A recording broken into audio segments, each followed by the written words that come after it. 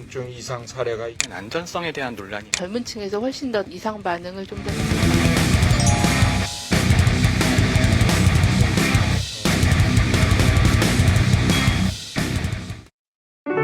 관련된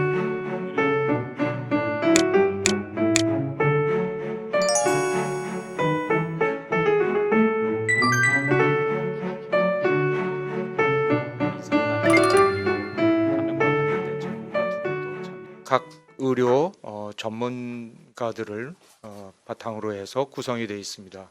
그래서 감염학, 또 호흡기 알레르기학, 또한 신경학을 전공으로 하시는 교수님과 또 법의학을 전공으로 하시는 분, 면역학을 전공으로 하시는 분 이렇게 구성이 현재 되어 있습니다.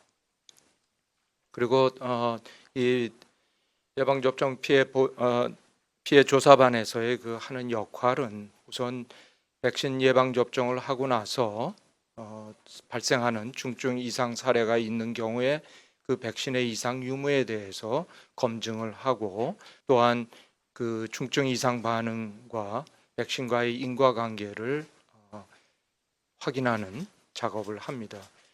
이러한 작업을 바탕으로 해서 이와 같은 예방접종 사업을 지속할 것인지 안 할 것인지를 결정하는 역할까지 하게 되는 것이 피해 조사반의 역할이라고 할 수 있겠습니다.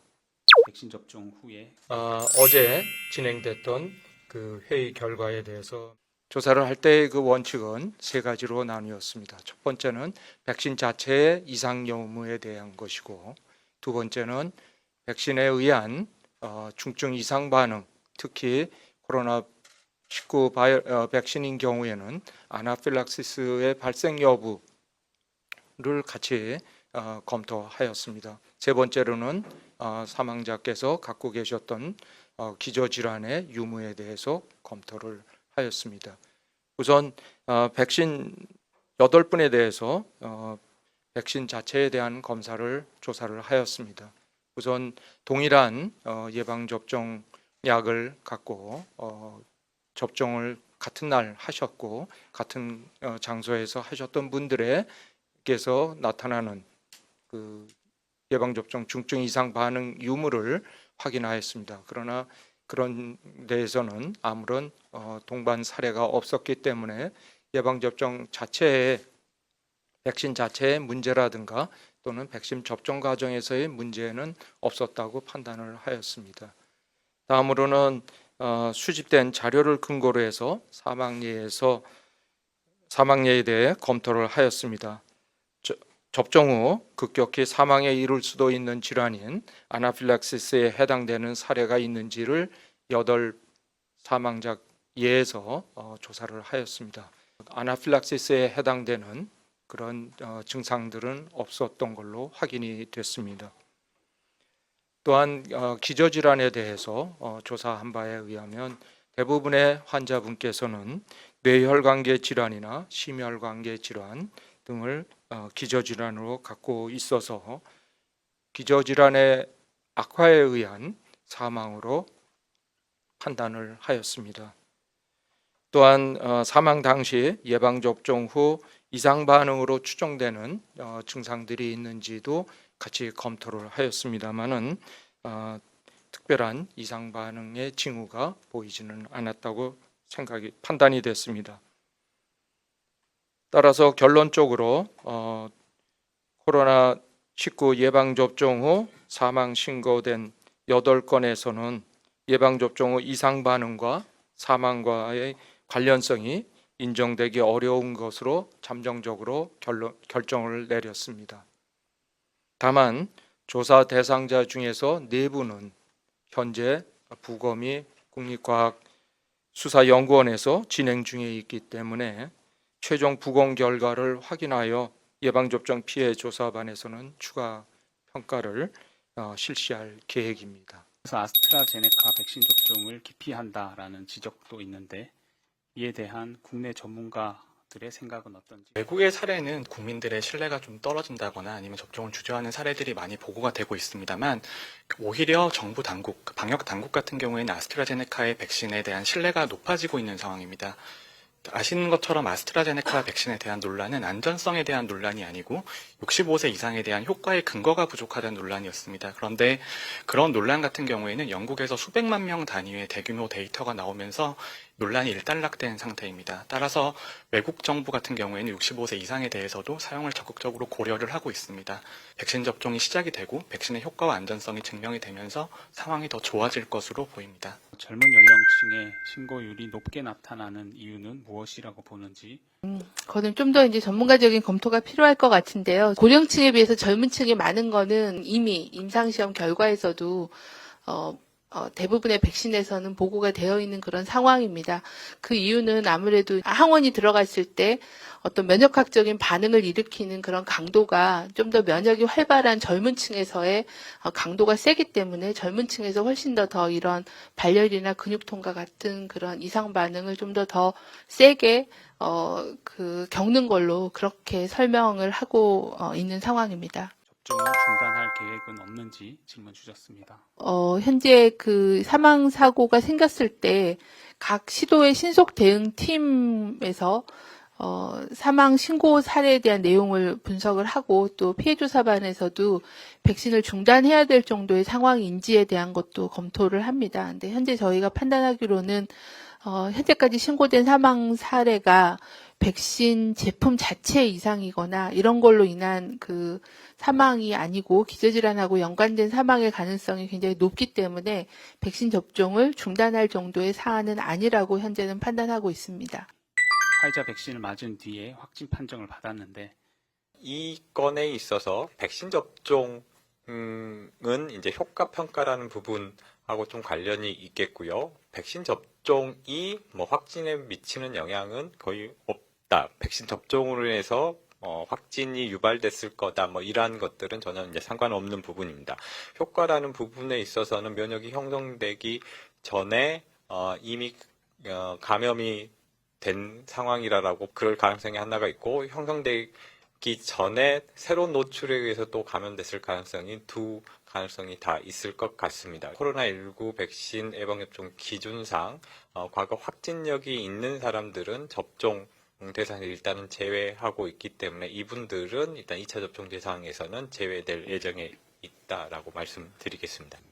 외신기자단에서 보내주신 질문입니다. 코로나19 변이 바이러스의 신규 확진자 수가 다른 나라에 비해서 적은 이유는 해외 입국자에 대해서 자가격리 그리고 3번의 검사 그리고 검역 이런 굉장히 그 강력한 해외 유입 입국자에 대한 관리를 했기 때문에 해외 입국자로 인한 지역사회 전파가 어느 정도는 차단이 됐다라고 생각을 합니다. 하지만 최근 들어서 지역사회 사례 중에서도 변이가 확인이 되고 있기 때문에 우리나라에서도 이런 변이 바이러스가 지역사회로 확산될 위험은 여전히 있다라고는 보고 있고 그거를 이제 줄이기 위해서 더 강력한 입국자에 대한 여러 가지 조치들을 강화를 해오고 있는 그런 상황입니다. 향후에 지배종이 되어 가는 거에 대해서는 계속 모니터링을 해야 될 거라고 생각합니다. 예방접종과 관련되어서 혹시 당부 말씀 있으면 잠깐 한마디 듣겠습니다. 대표적으로 많이 걱정하시는 게 접종 후에 사망 신고 사례에 대해서 많이 걱정을 하십니다. 그런데 우리가 백신으로 인한 이상 반응의 인과관계를 판단하는 것은 굉장히 복잡하고 어려운 일입니다. 예를 들어서 우리가 백신으로 인해서 어떤 이상 반응이 생겼다라는 인과관계를 증명하는 것은 굉장히 쉽습니다. 그런 인과관계에 대한 증거, 사례를 보여드리면 되는 거거든요. 그런데 어떤 이상 반응이 백신으로 인한 것이 아니다라는 걸 보여드리는 건 굉장히 어려운 일입니다. 결국은 없는 인과관계에 대한 증거를 저희가 계속 보여드려야 되는 과정이기 때문에 여러 가지 과정을 통해서 결국은 소거를 통해서 인과관계가 없음을 증명을 해드려야 됩니다. 근데 그런 조사 과정에서는 시간이 걸리기 마련이고요. 근데 그런 시간이 걸림에도 불구하고 우리가 국민들과 이제 언론을 통해서 국민들이 받아들이시는 시간은 굉장히 짧고 전문가와 당국이 설명드리는 데 걸리는 시간은 굉장히 길어집니다. 그래서 전문가들이 굉장히 독립적이고 전문적으로 이상 반응에 대한 인과성 평가를 실시를 하고 있고 이 결과가 나오실 때까지는 조금만 저희를 믿고 기다려 주셨으면 좋겠습니다. 지난 1년, 벌써 1년이 지났습니다. 그런데 1년이 지났는데도 아직도 끝이 정확히 보이지가 않습니다. 우리가 이 코로나 바이러스에 감염해서 이겨내 살아남는 데에는 세 가지 길이 있다고 생각을 합니다. 첫 번째 길은 바이러스 자체가 변이가 돼서 약화가 되는 겁니다. 그러나 지금 현재 우리가 우려하고 있는 것은 바이러스가 좀 더 센 바이러스로, 독성이 강한 바이러스로 변이가 될까봐 그거에 대해서 상당히 경계를 하고 있는 상황입니다. 그래서 이 첫 번째 길로는 우리의 이 어려운 상황이 해결되기가 상당히 어렵다고 생각이 되고, 두 번째로 가능한 길은 우리 스스로가 저항력을 갖는 겁니다. 그래서 저항력을 갖기 위해서 병에 노출돼 갖고, 균에 노출이 돼서 병을 앓으면서 저항력을 가져갖고 그 병을 이겨내는 방법이 있습니다. 그거에 대해서는 이미 작년 초에 코로나 바이러스 이 사태가 벌어지면서 스웨덴이나 또는 여러 나라에서 루즈한 방역을 함으로써 많은 전파를 통해서 면역력을 스스로 얻겠다라는 작전을 했던 경우가 있습니다. 근데 그 결과는 너무 참담했습니다. 엄청 많은 사람들이 사망함으로써 많은 그 참담한 경황을 맞이했던 것입니다. 그래서 우리가 바이러스에 노출돼서 병을 알아갖고 병을 이겨내는 면역력을 갖겠다라는 그런 전략은 지금 코로나 바이러스인 경우에는 해당이 되지 않겠습니다.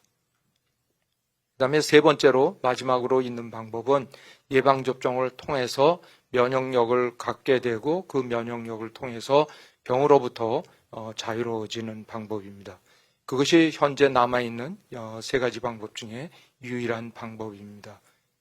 따라서 그러나 다행히도 저희는 지금 백신을 예방접종을 시작을 하고 있습니다. 과학자들의 노력의 결과로 지금 1년이 지난 지금 우리 현실 앞으로 RNA 백신이 와 있습니다. 그래서 다행히도 이 RNA 백신으로 인한 이상 반응의 정도는 경한 이상 반응은 많이 발생을 하지만 중증도의 이상 반응은 생각보다 현재 아나필락시스 외에는 관찰이 되지 않고 있습니다. 따라서 안전도 면에서는 상당히 좋다는 것이 입증이 되어 있다고 보겠습니다. 그래서 안전하고 효과적인 직검의 RNA 백신들을 주저하지 마시고 접종하시기를 당부의 말씀을 드립니다. 청장 마무리 발언 듣고 정리하겠습니다. 네, 지난 2월 26일부터 예방접종을 시작해서 열흘 정도가 지났습니다. 현재까지 31만 명, 41.5%가 1차 접종을 완료했고, 접종률도 요양병원은 81%, 요양시설은 50% 정도의 접종이 진행이 되었습니다. 먼저 그동안에 요양병원, 요양시설, 그리고 병원급 의료기관의 종사자, 의료인들께서 접종에 적극적으로 참여해 주셔서 진심으로 감사를 드립니다. 본인의 건강보다도 돌보고 있는 환자나 어르신들의 건강을 보호하기 위해 접종에 적극 참여해 주셨다고 생각합니다. 최근에 접종받으신 분들의 이야기를 들어보면 특히 면역 반응이 활발한 젊은 연령층에서 접종 후에 근육통, 발열 등 증상이 상당수 나타나서 힘들었다는 그 말씀하시는 분들이 계셨습니다. 다행히 2, 3일 지나면 증상이 소실된 걸로 알고 있습니다. 접종 후에 적절한 휴식과 증상 관리를 할 수 있도록 각 기관에서도 기관장들께서도 배려해 주시기를 부탁을 드립니다. 오늘 지난 3월 6일까지 신고된 사망 신고 사례에 대해 피해 조사반의 검토 결과를 말씀드렸습니다. 다시 한번 유족께는 심심한 위로의 말씀을 드리고 삼가 고인의 명복을 빕니다. 방역당국은 예방접종 시행관리뿐만 아니라 사망 등 중증 이상 반응에 대해서도 시도의 신속대응팀 그리고 예방접종 피해조사반 등 전문가들의 철저한 검증과 의학적인 판단을 거쳐서 인과관계에 대해서 투명하게 그리고 정기적으로 말씀드리도록 하겠습니다. 현재 접종 중인 백신은 안전성과 유효성이 확인된 백신이니 과도한 불안감을 가지시지 말고 순서대로 접종을 받아주시기를 요청을 드립니다. 방역 당국도 초심의 긴장감을 유지하며 방역과 접종 관리에 최선을 다하겠습니다. 이상입니다.